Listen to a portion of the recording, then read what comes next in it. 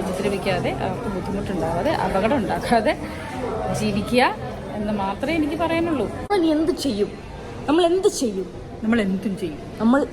നമ്മളില്ലേ ഷോപ്പിങ്ങിന് വേണ്ടി എന്ത് ചെയ്താലും കയറിൻ്റെ അറ്റം എൻ്റെ കയ്യിലായിരിക്കും. കയറ് വെട്ടി കളയില്ല.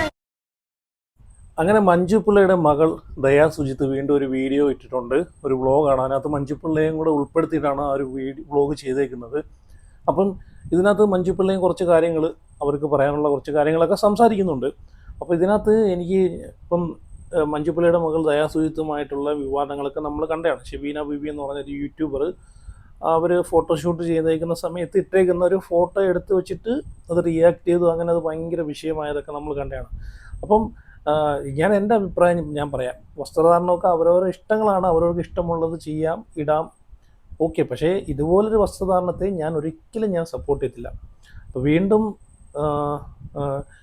ദയാ സുജിത്ത് ആ ഒരു ഫോട്ടോ തമ്പനയിലിൽ വെച്ചിട്ട് ഞാൻ എന്താണ് ചെയ്തത്, what did I do, Manju Pillai shocked എന്ന് പറഞ്ഞിട്ടാണ് അതിനകത്ത് ഇട്ടേക്കുന്നത്.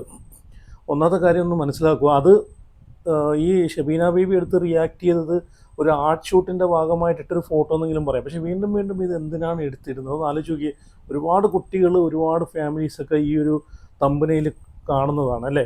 ഒരു കാരണവശാലും നമുക്കിത് അംഗീകരിക്കാൻ പറ്റത്തില്ല. പക്ഷേ ഈ കുട്ടിയെ ഞാൻ കുറ്റം പറയുന്നില്ല. പക്ഷേ ഈ ഷബീന ബീബിയുടെ ഭാഗത്തുനിന്ന് അവർക്ക് മര്യാദയ്ക്ക് അത് ഒപ്പീനിയൻ പറയാം. അവർ ഈ പറഞ്ഞ പോലെ ഒരുപാട് മോശമായിട്ടുള്ള രീതിയിൽ തെറി വിളിക്കുകയും ചീത്ത വിളിക്കുകയൊക്കെ ചെയ്ത് അത് ഒട്ടും ശരിയായിട്ടുള്ള കാര്യമില്ല. അഭിപ്രായം പറയാം, അത് ന്യായമായിട്ടുള്ള അഭിപ്രായം പറയാം. പക്ഷേ ഇതിനകത്ത് എനിക്കിപ്പോൾ രസകരമായിട്ട് തോന്നിയത് ഈ മഞ്ജു പിള്ളയുടെ മകൾ ദയാ സുജിത്ത്, പുള്ളിക്കാരി എന്നെ സമ്മതിച്ചിരിക്കുന്നു. എന്ന് വെച്ച് കഴിഞ്ഞാൽ ഞാനിട്ട വസ്ത്രം മോശമായിട്ടുള്ളൊരു വസ്ത്രമാണ്, മാന്യമായിട്ടുള്ള വസ്ത്രമല്ല എന്ന് അവർ തന്നെ ഇതിനകത്ത് സമ്മതിച്ചിട്ടുണ്ട്.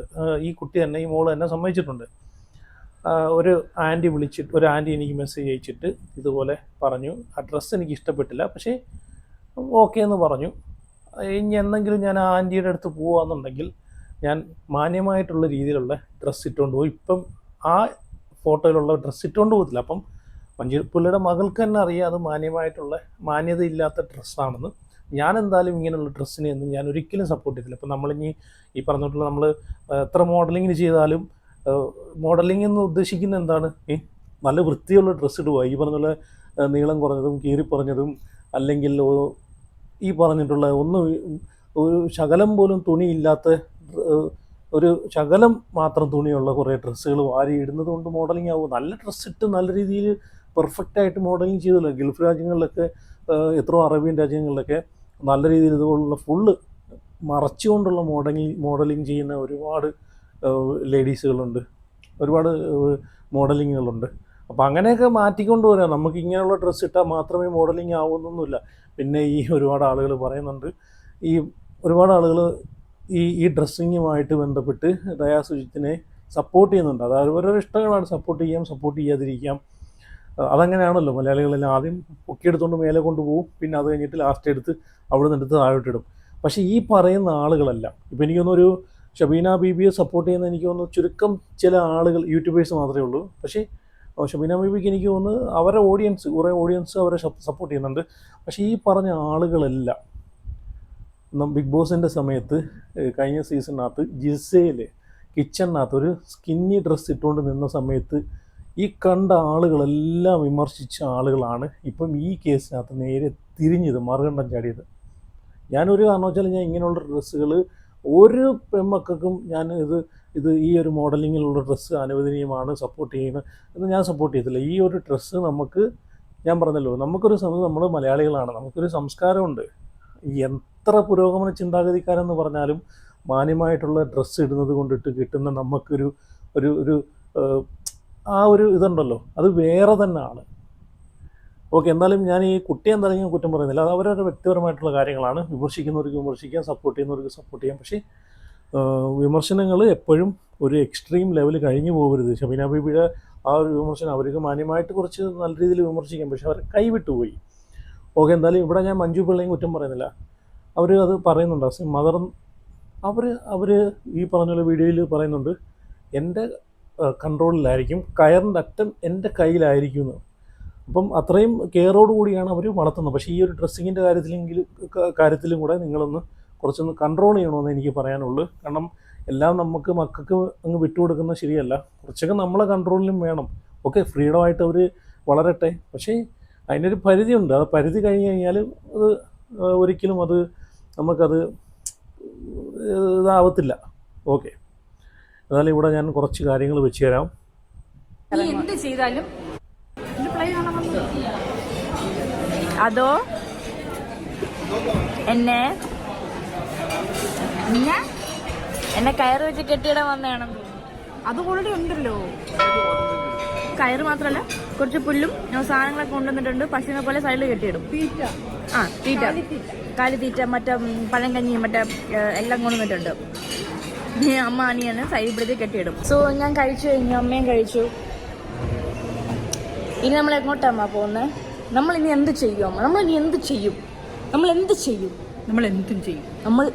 നമ്മളിനി ഷോപ്പിങ്ങിന് വേണ്ടി നീ എന്ത് ചെയ്താലും കയറിന്റെ അറ്റം എൻ്റെ കയ്യിലായിരിക്കും. കയറ് വെട്ട് കളയില്ല കയറ്. നമ്മൾ കയറിന് വേണ്ടി കയറ് ബാഗ് വരെ എൻ്റെ അമ്മ എടുത്തിട്ടുണ്ട് കയറിന് വേണ്ടി.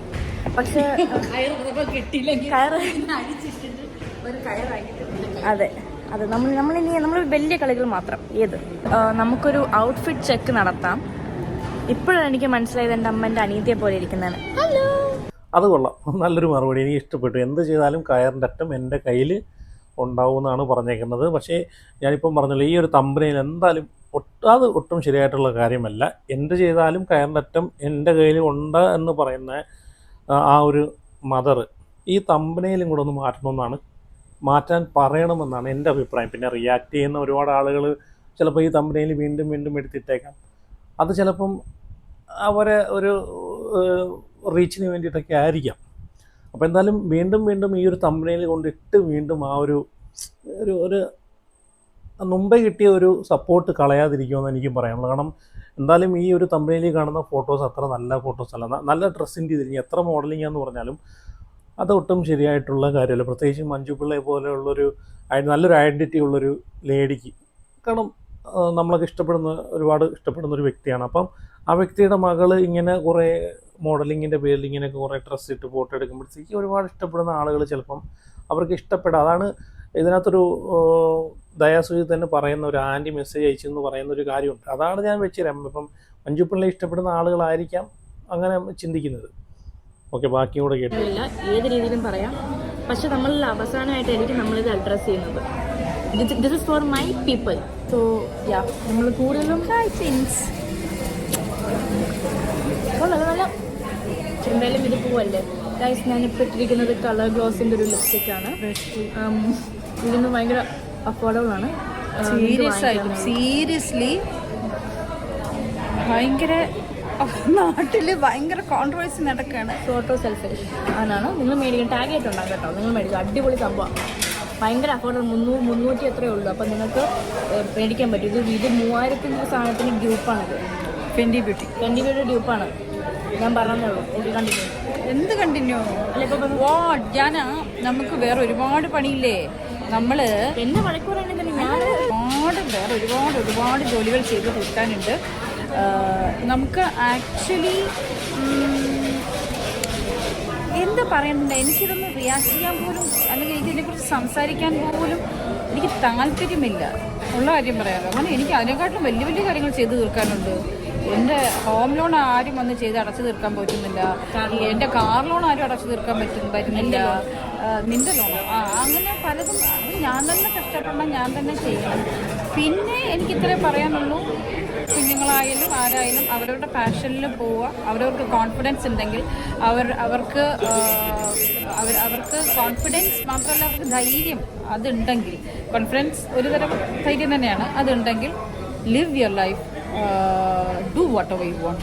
എനിക്കത്രേ പറയാനുള്ളൂ. ജീവിക്കുക.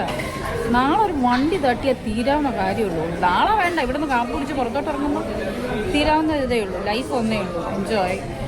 ആർക്കും ഒരു ബുദ്ധിമുട്ടുണ്ടാക്കാതെ, അവരെ ഉപദ്രവിക്കാതെ, അവർക്ക് ബുദ്ധിമുട്ടുണ്ടാകാതെ, അപകടം ഉണ്ടാക്കാതെ ജീവിക്കുക എന്ന് മാത്രമേ എനിക്ക് പറയാനുള്ളൂ. അതിനപ്പുറത്തേക്ക് എന്താ, മക്കളെ സപ്പോർട്ട് ചെയ്യുക. അമ്മ ഇങ്ങനെ ആക്കാൻ പറ്റുമോ?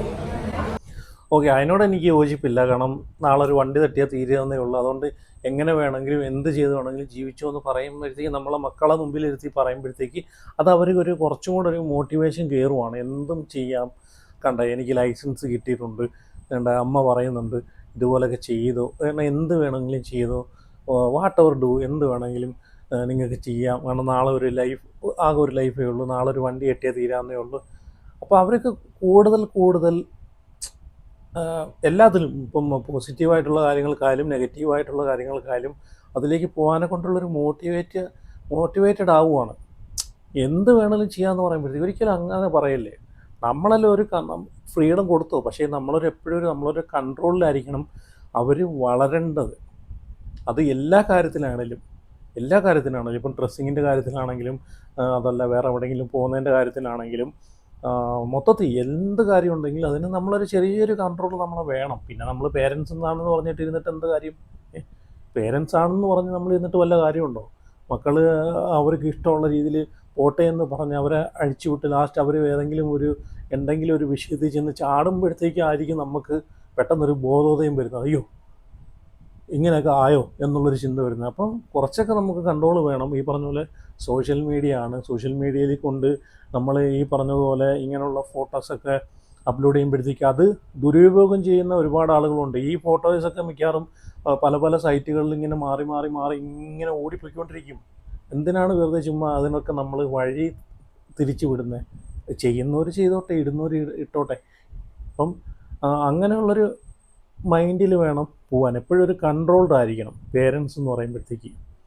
എപ്പോഴും മക്കളെ തന്നെ എന്ത് തോന്നിവാസത്തിനും അങ്ങനെ സപ്പോർട്ട് ചെയ്ത് കൊടുക്കേണ്ട ഒരു കാര്യമില്ല. ഓക്കെ, ബാക്കി കൂടെ കേട്ടു. അപ്പോൾ ഒരു ഞാൻ പറയുന്നില്ലായിരുന്നു, എനിക്ക് പേഴ്സണലി അറിയത്തില്ല, ഒരു ആൻറ്റി എനിക്ക് തന്നെ മെസ്സേജ് അയച്ചു ഇൻസ്റ്റാഗ്രാമിൽ. ആൻഡ് ഇപ്പോൾ കുറേ ഫോളോവേഴ്സ് കൂടി കുറേ ആൾക്കാരുടെ മെസ്സേജ് വരുന്നുണ്ട്, ലവ് മെസ്സേജ്, ലൈക്ക് ഇഷ്ടമാണ്, ലൈക്ക് നിങ്ങൾ കണ്ടിന്യൂ. ഇപ്പോൾ പറയാം മോളെ, ഞാൻ 2 പെൺകൊച്ചുങ്ങളുടെ അമ്മയാണ്, 2 ടീനേജേഴ്സിൻ്റെ അമ്മയാണ്. എനിക്ക് മോള് അന്നിട്ട ഡ്രസ്സ്, മറ്റേ ഫോട്ടോഷൂട്ടിൻ്റെ ഡ്രസ്സ്, ഈ തമ്മനയിലുള്ള ഡ്രസ്സ്, ഇത് എനിക്ക് ഇഷ്ടപ്പെട്ടില്ല. ഞാനത് എൻ്റെ കൊച്ചുങ്ങൾ ഇട്ടാൽ എനിക്ക് ഇഷ്ടപ്പെടില്ല. പക്ഷേ ഒരു അമ്മ എന്ന രീതിയിൽ ഞാൻ മോൾക്ക് അനുഗ്രഹം നൽകുന്നു എന്ന് മനോഹരമായിട്ടാണ് പറഞ്ഞു. ഞാനിപ്പോൾ എങ്ങാനും I have any choice to wear any of my dresses, right? It is not affecting any other people. Then why should I, take a step back? If it affects any other people, okay, it's my mistake. But it's not affecting anyone else, പക്ഷേ ഈ അമ്മച്ചിയുടെ മുന്നിൽ ഞാൻ എങ്ങാനും പോവുകയാണെങ്കിൽ ഞാൻ നല്ല മാന്യമായിട്ട് പോകും എന്ന് പറയുമ്പോൾ നല്ല രീതിയിൽ ഈ ആൻറ്റീനെ ഡിസ്റെസ്പെക്ട് ചെയ്യാത്ത രീതിയിൽ പോകും. ബിക്കോസ് അത്രയ്ക്ക് റെസ്പെക്റ്റോടെ കൂടെയാണ് പുള്ളിക്കാരുടെ ഒപ്പീനിയൻ എൻ്റെ അടുത്ത് പറഞ്ഞത്. എൻ്റെ യൂഷ്വൽ തമ്പനെയിലിൻ്റെ പോലെ അല്ല ഇപ്പോഴത്തെ തമ്പനെയിൽ, എനിക്കറിയാം. ബാക്കി എല്ലാവരും എൻ്റെ ഈ പിക്ചർ വെച്ച് തമ്പനെയിൽ കൂടെ കാശുണ്ടാക്കുന്നുണ്ട്. വൈ നോട്ട് ഞാനും എൻ്റെ പിക്ചർ ഇട്ടിട്ട് തമ്പനെയിൽ കാശുണ്ടാക്കുന്നില്ല എന്ന് ഞാൻ എന്നോട് തന്നെ ചോദിച്ചു. അതുകൊണ്ടാണ് ഞാൻ തമ്പനെയിൽ ക്ലിപ്പ് ബീറ്റ് പോലെ ഞാൻ എന്ത് ചെയ്ത് മനസ്സിലായോ, സ്മാർട്ട്. അവർ മാത്രമല്ല, ഞാനും സ്മാർട്ടാണ്. പക്ഷെ ലേറ്റ് ആയിട്ടാണ് സ്മാർട്ട് ആവുന്നത്, അത് വേറെ കാര്യം. ഓക്കെ, ഇതാണ് ഞാൻ ആദ്യം പറഞ്ഞത്. ഇപ്പം ഈ ഒരു ആൻറ്റി മെസ്സേജ് അയച്ചിട്ട് ആണ് എനിക്ക് പെൺമക്കളുള്ളത്. പക്ഷേ അതിനോട് ആ ഡ്രസ്സിനോട് എനിക്ക് യോജിപ്പില്ല. പക്ഷേ ഓക്കെ, മോൾക്ക് ഇഷ്ടമുള്ളത് മോള് ചെയ്തു. അപ്പം അങ്ങനെ മറ്റ് ഷബീന ബീബിക്ക് അങ്ങനെ വേണമെങ്കിൽ പറയാമായിരുന്നു. പക്ഷെ അവർ പറഞ്ഞത് കുറച്ച് കൂടിപ്പോയി. വായി വരുന്ന തെറികളൊക്കെ പറഞ്ഞവരെ കയ്യിൽ നിന്ന് വിട്ടുപോയി. ഇതുപോലെ പ്രതികരിച്ചായിരുന്നെങ്കിൽ ഓക്കെ. അതുപോലെ എനിക്കൊന്ന് ഇതുപോലെ മെസ്സേജ് അയച്ചിട്ടുള്ള ഒരുപാട് പേരുണ്ടെന്നാണ് ദയാ സുജിത്ത് പറയുന്നത്. പക്ഷെ അപ്പോഴും ദയാ സുജിത്ത് പുള്ളിക്കാരിക്ക് അറിയാം, കുട്ടിക്ക് അറിയാം അത് മാന്യമായിട്ടുള്ളൊരു ഡ്രസ്സല്ല.